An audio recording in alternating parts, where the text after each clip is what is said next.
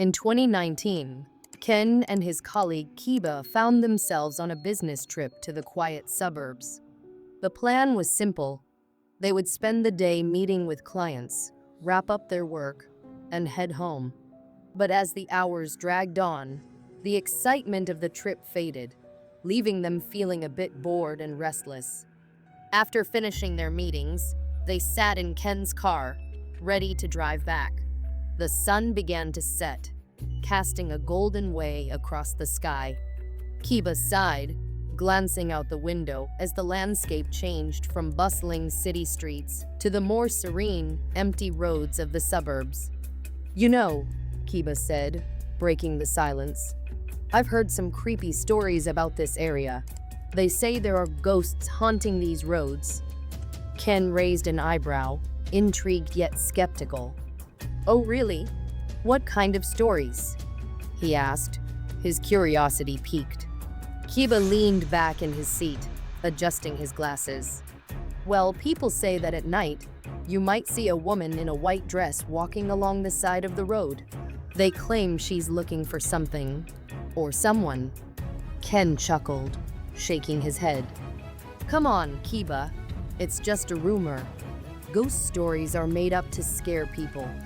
We drove through here this morning, and nothing happened." "Sure, but it's different at night," Kiba replied, his tone playful. "Just wait. We might see something spooky." Ken shrugged it off, but the darkening road felt eerily quiet, and the idea of a ghost wandering nearby sent a chill down his spine. As they drove, the trees along the roadside cast long shadows, and the air grew colder. Ken turned the radio down, trying to shake off the uneasy feeling creeping into his mind. Suddenly, Kiba leaned forward, peering out the window. "Look!" he exclaimed, his voice a mix of excitement and fear. "There's someone up ahead." Ken squinted into the distance. As they got closer, he could make out the figure of a girl walking slowly along the side of the road. She wore a short skirt that looked like business attire, and her hair flowed down her back. Ken's heart raced a little, caught between curiosity and caution. "Should we stop and give her a ride?" Ken asked, unsure. He glanced at Kiba, who looked equally intrigued and apprehensive. "Yeah, why not?" Kiba replied, leaning closer to the window. "It's late, and she might need help." Ken nodded, making a decision. He slowed down, honking the horn to get her attention. "Hey, do you need a ride?" he called out, but the girl didn't even glance their way. It was as if she couldn't hear them at all. "Strange," Kiba muttered, shifting in his seat. "She's not even moving." Ken felt a prickle of unease. "Maybe she didn't hear us?" He honked again, louder this time, but the girl remained still, her back turned to them. "Hey, you!" Kiba shouted, leaning out of the window. "Are you hitchhiking? We have a spare seat." Still, there was no response. Ken felt a knot forming in his stomach. "This is getting weird. Let's just keep driving," he suggested, his voice wavering slightly. But Kiba was persistent. He knocked on the car door, trying to make more noise. "Come on, don't be shy." His impatience was growing as he leaned forward, trying to catch a better look at her. Then, everything changed in an instant. Kiba's expression shifted from curiosity to sheer terror. His eyes widened, and his mouth fell open. "Ken," he stammered, his voice shaking, "you need to see her face." "What? What are you talking about?" Ken asked, feeling a wave of panic wash over him. Kiba's face turned pale, and he stuttered. It's a ghost, I swear." "Look." Ken's heart raced as he turned to look out the window. What he saw made his blood run cold. The girl was now staring directly at them, her eyes sunken and dark. Her face was eerily pale, and blood dripped from her eyes and mouth, pooling on the ground below her feet. "Oh my God!" Ken shouted, his voice rising in panic. What the hell? Kiba was practically yelling now, his voice frantic. Hurry up. She's a ghost. We have to get out of here. Ken's hands gripped the steering wheel as he fought to keep control of the car. His heart was pounding in his chest. I'm trying, he shouted back. What do you want me to do? Before he could fully process what was happening, the girl took a step closer to the car, her movements slow and deliberate. Ken felt his breath catch in his throat. Kiba, we need to go. In a panic, Ken pressed the gas pedal, but the car swerved dangerously as he tried to avoid the girl. The steering wheel felt heavy in his hands, and the tires screeched against the pavement. They narrowly missed her, the girl vanishing from their sight as they careened past. Holy crap, Ken yelled, his heart racing. Did you see that? She was right in front of us. Kiba was still shaking, his voice trembling as he replied, Yeah, she just appeared out of nowhere. That was a real ghost. They both sat in silence, trying to catch their breath. Ken was sweating, his heart still racing. What just happened? Was that real? He asked, glancing nervously in the rearview mirror. I don't know, Kiba replied, his hands shaking. But I'm not sticking around to find out. We have to get out of here. Ken accelerated, the car flying down the dark road. The trees rushed past in a blur, and the silence of the night felt suffocating. Kiba kept looking over his shoulder, as if expecting the girl to appear again. After what felt like an eternity, they reached a rest stop. Ken slammed on the brakes, the tires screeching as he brought the car to a halt.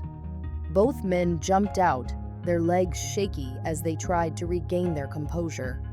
I can't believe that just happened, Ken said, running a hand through his hair. What did we see? Kiba was still pale, his eyes wide with fear. I don't know, but I never want to see that again. That was terrifying.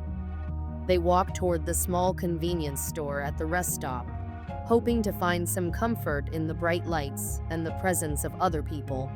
As they entered, they were met with the familiar smell of coffee and snacks, but the atmosphere felt different.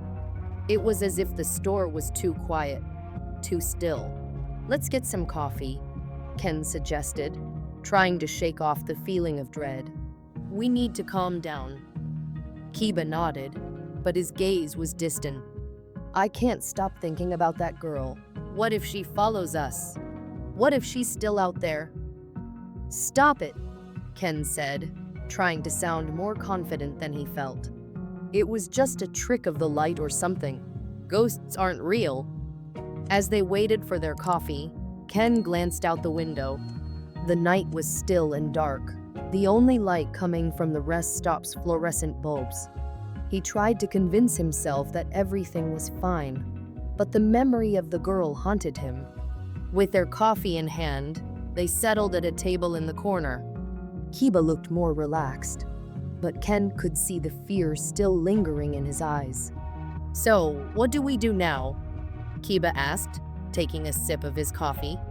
We should just head home, Ken replied. Forget about this whole ghost thing. It's late, and we both have work tomorrow. Kiba nodded, but his expression was still uncertain. Yeah, okay, but I'm not driving. You saw what happened. Ken chuckled nervously, trying to lighten the mood. Fair enough. I'll drive. Just promise me you'll keep your eyes peeled for any ghosts along the way. Kiba managed a small laugh, but it didn't reach his eyes. They finished their coffee, and after a few minutes of silence, they stood up to leave. As they stepped outside, the cool night air hit them, and Ken felt a shiver run down his spine. Let's get this over with, Ken said, trying to sound brave. They climbed into the car, and Ken took a deep breath before starting the engine. The drive back was tense, with both men lost in their thoughts. Kiba occasionally glanced out the window, as if expecting to see the ghostly girl lurking in the shadows. Ken focused on the road, trying to push the fear from his mind. As they drove, the darkness surrounded them. The trees loomed overhead, their branches reaching out like skeletal hands. Ken couldn't shake the feeling that something was watching them. He tried to distract himself by turning up the radio, but even the music felt eerie in the quiet night. Suddenly, Kiba's voice broke through the silence. "Ken, do you think she really was a ghost? What if there's more to the story?" "I don't know," Ken admitted, glancing at Kiba. "But we're almost home. Let's just focus on getting there safely." As they rounded a bend, Ken's heart sank. There, on the side of the road, stood the girl again. She looked exactly the same, her pale face and dark eyes sending a chill down his spine. "Oh my God!" Kiba shouted, his voice full of terror. "There she is. Don't stop. Keep going." Ken's hands tightened on the steering wheel. "I can't believe this is happening again," he yelled, his heart racing. He pressed down on the gas pedal, speeding past her as fear gripped him. The girl's figure faded into the darkness behind them, but Ken could still feel her presence, lurking just out of sight. "What the hell is going on?" he asked, his voice trembling. Kiba was nearly in tears, his voice shaking. "She's following us. We need to do something." "Calm down," Ken shouted, trying to keep his composure. "We're fine. We just need to get home." But as they drove on, the feeling of dread only grew stronger. The girl had vanished, but Ken couldn't shake the sense that she was still out there, watching them. The night felt suffocating, the shadows closing in around them. Suddenly, Ken spotted her again, this time, standing right in the middle of the road. "Ken, look out!" Kiba screamed. Ken slammed on the brakes, skidding to a stop just inches away from her. The girl stared at them, her expression blank, and blood still oozing from her eyes and mouth. "Drive! Drive!" Kiba yelled, his voice full of panic. Ken shifted into reverse and backed up quickly, his heart pounding. "What do you want?" he shouted at the girl, but she remained silent, her gaze fixed on them. In a moment of desperation, Ken turned the car around, speeding away from her. They raced down the road, the headlights cutting through the darkness. The trees blurred past as Ken pushed the car to its limits, desperate to escape the horror they had encountered. "What if she chases us?"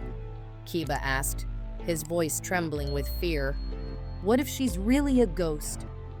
"I don't know," Ken shouted, feeling panic rising in his chest. "Just keep your eyes open." They drove for what felt like hours, the tension thick in the air. Finally, they reached the edge of the suburbs, the familiar lights of the city ahead. Ken's heart raced with relief. "We made it," he said, his voice shaky with emotion. "We're almost home." But just as they entered the city, Ken caught sight of something in the rearview mirror. The girl was there again, her figure shadowy and distant. "She's still behind us," he yelled. Kiba's face turned white. "We need to lose her. Turn somewhere." Ken's mind raced as he searched for an escape route. He took a sharp turn, weaving through the streets, desperate to shake her off. The city lights flickered around them, but the girl seemed to follow, no matter how fast they drove. "Where do we go?" Ken shouted, feeling the weight of panic bearing down on him. "Just keep turning," Kiba replied, his voice rising in fear. "Don't let her catch up." They zigzagged through the streets, the city turning into a blur of lights and shadows. The girl was relentless, appearing in their rearview mirror every time Ken dared to look back. Finally, Ken found himself on a quiet road, far from the bustling city. "This should buy us some time," he said, his voice shaking. "Let's just keep going." They drove in silence, both men lost in their thoughts, the weight of their fear pressing down on them. The darkness outside felt oppressive, and the memory of the ghostly girl haunted their minds.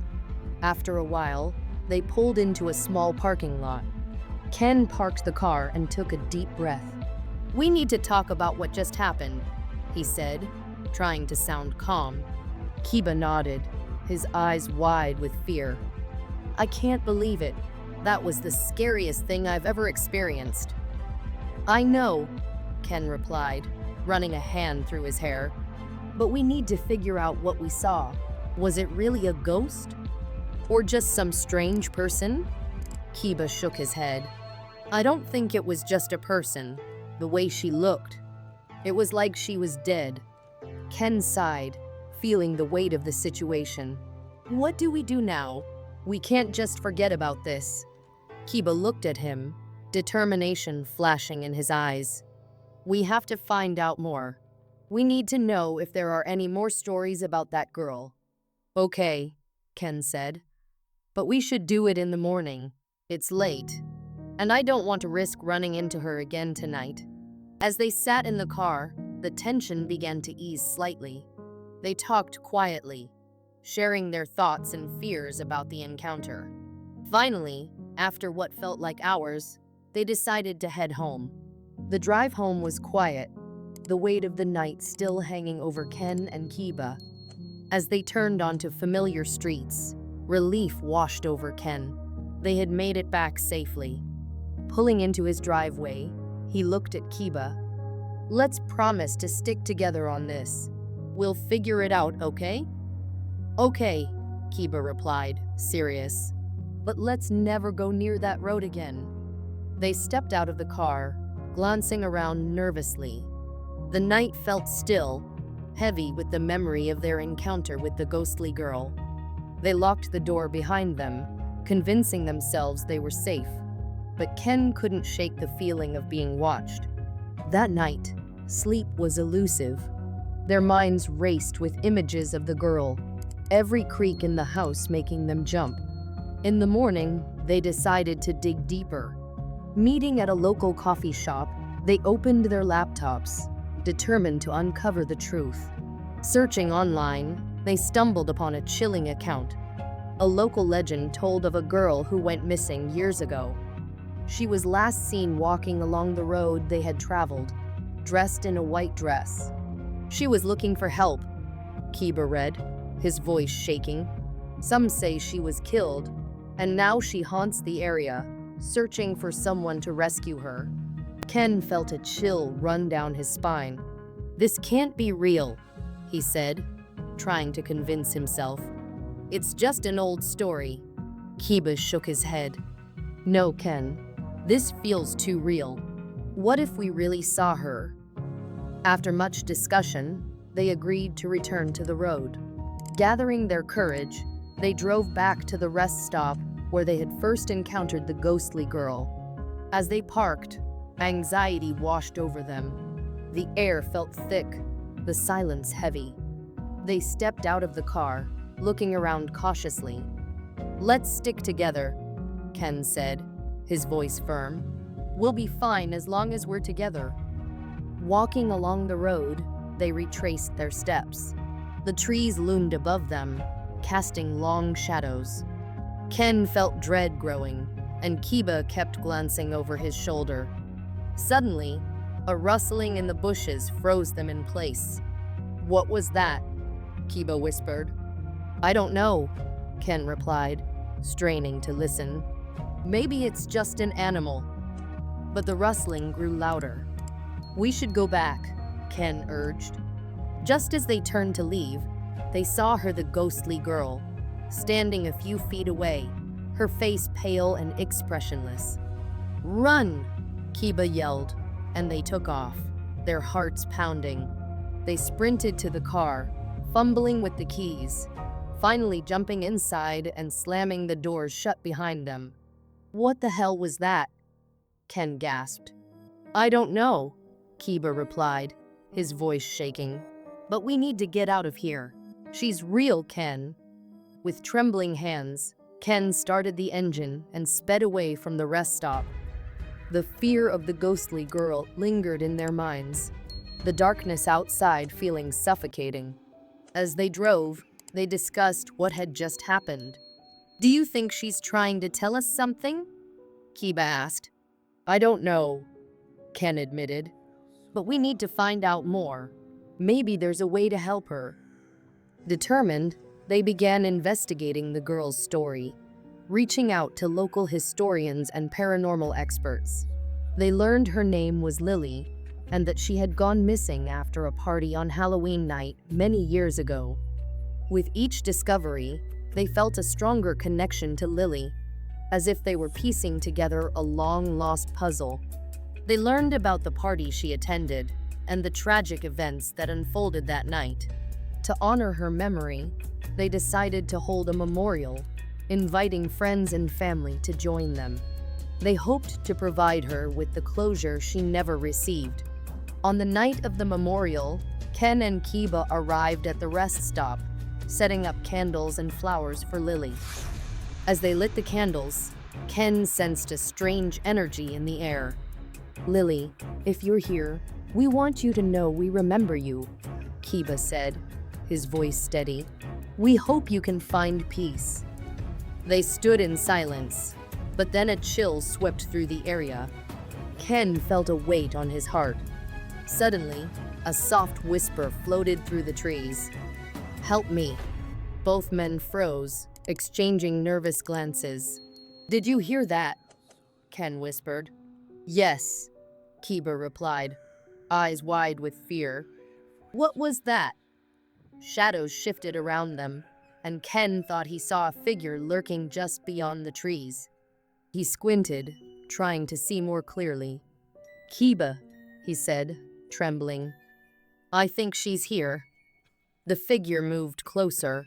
Ken felt a mix of fear and compassion. "Lily," he called softly, his heart racing.